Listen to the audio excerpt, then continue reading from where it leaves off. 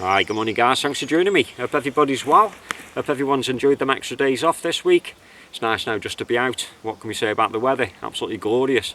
So yesterday I was out just down a local woods called Bluebell Woods. I do like this time of year, all the new growth, all the bluebells, all the forget-me-nots and all that kind of stuff was absolutely stunning. But today we're just down the local woods where I usually come. We're just going to do a real quick video, and this is going to be the 8 question tag. So this tag I was actually tagged by Shane from Isle Of Wight Bushcraft.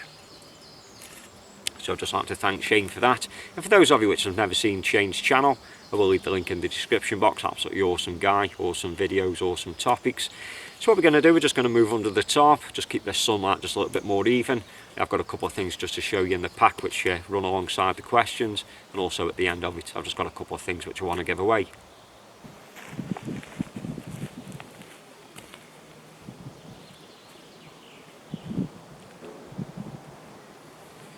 So just starting off with question number 1, and the first question is, what was my most memorable camp?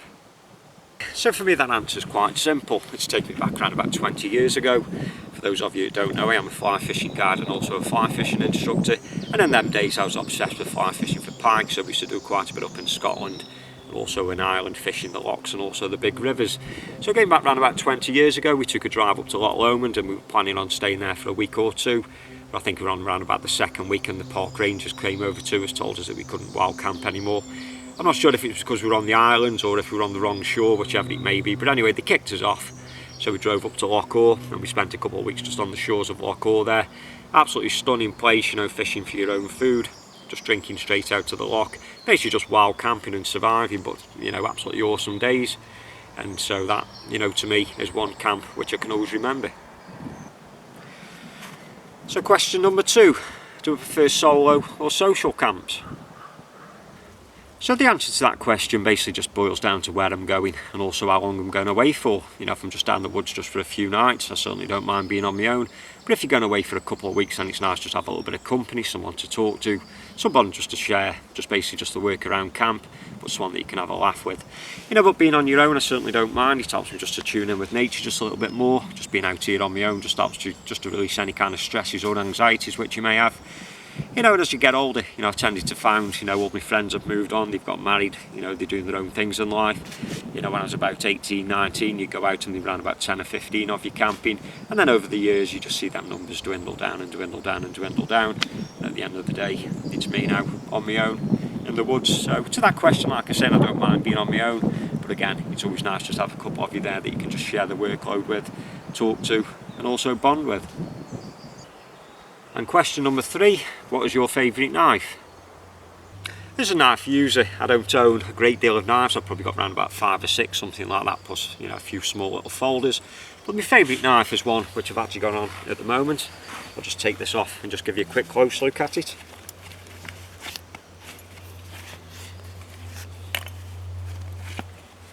And that's this one here, the Woodlander Classic by Ben Orford. Absolutely awesome knife.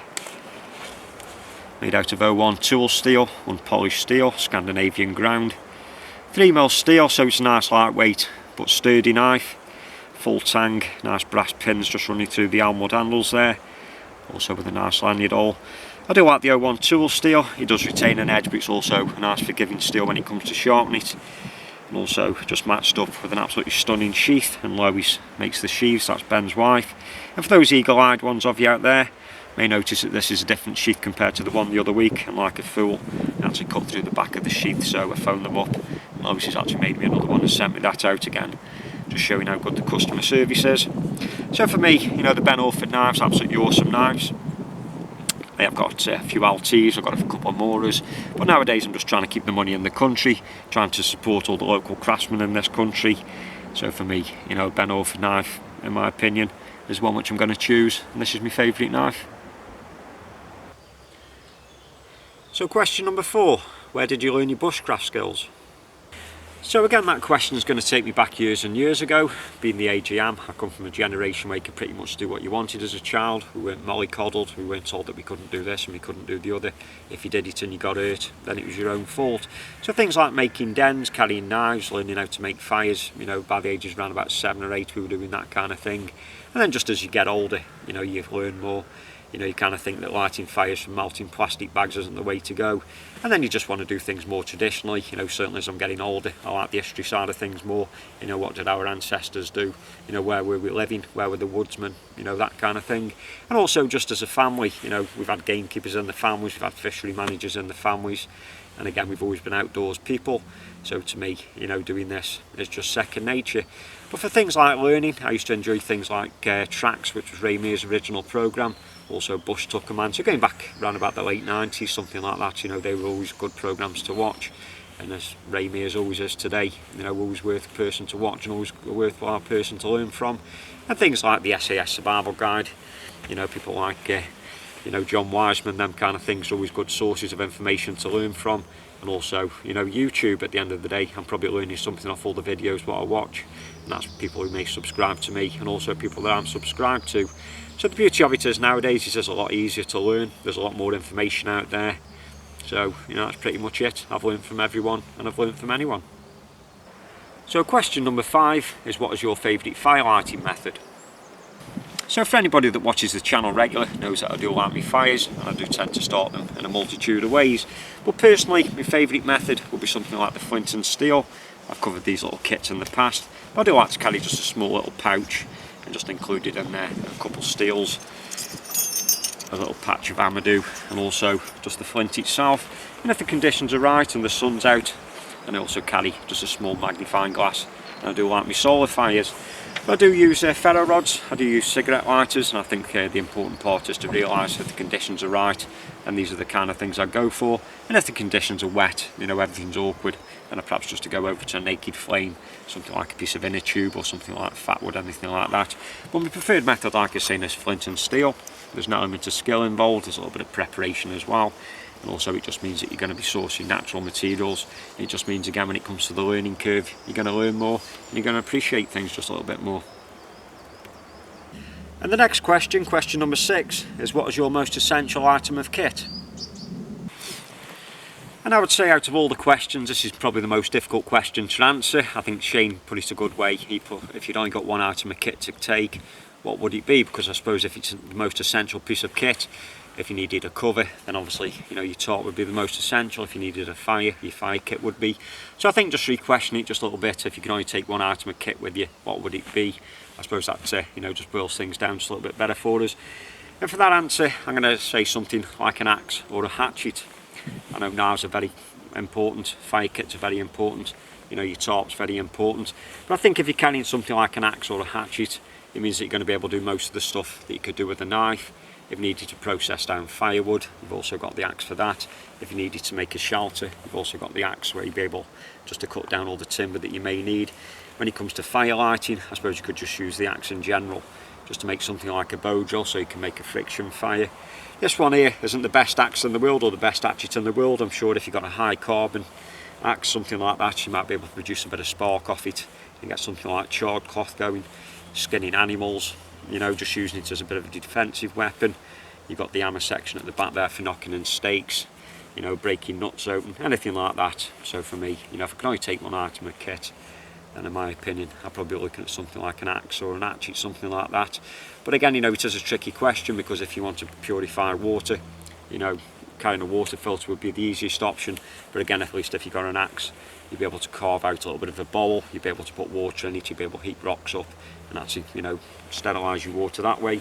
So I think if I've only got one item of kit which I could ever carry, then to me, something like an axe or an hatchet, you know, would be the option.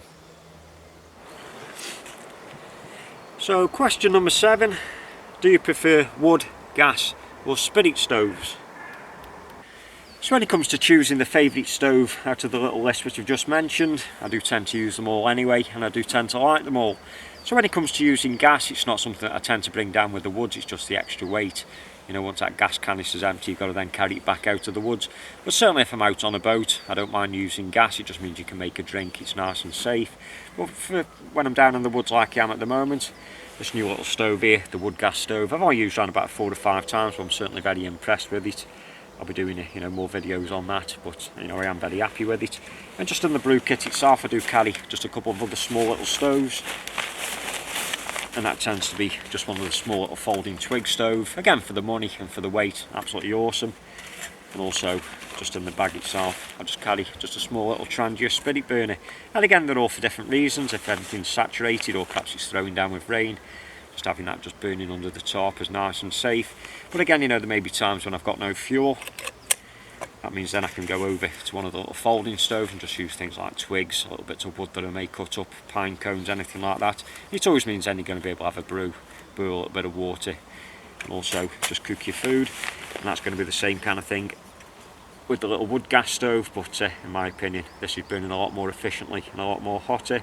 So perhaps say at the moment out of them all I am drawn to the wood gas stove, so for that question I'd perhaps say that the wood gas stove is my favourite. And that just brings me on to question number 8. Do you carry a bug out bag or a go bag? So when it comes to bug out bags and go bags, it is something which I tend to pack and also keep in the car. I also have just a couple of the large plastic storage boxes, and in there I carry a small little tent. I've got a spare sleeping bag, I've got first aid kit, fire kit, spare water, clothing and food.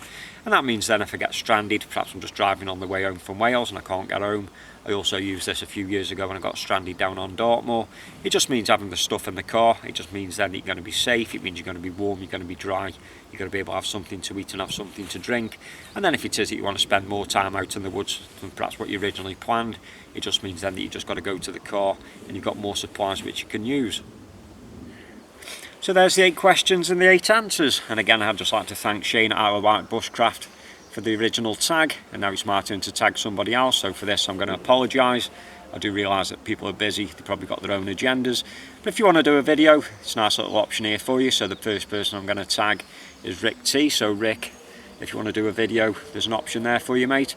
And the other one is going to be Stephen Bodie Ford at Iken Deep. Again, Stephen's got another awesome channel, so this time we're going to cross over the pond and just see the kind of things that Stephen might use.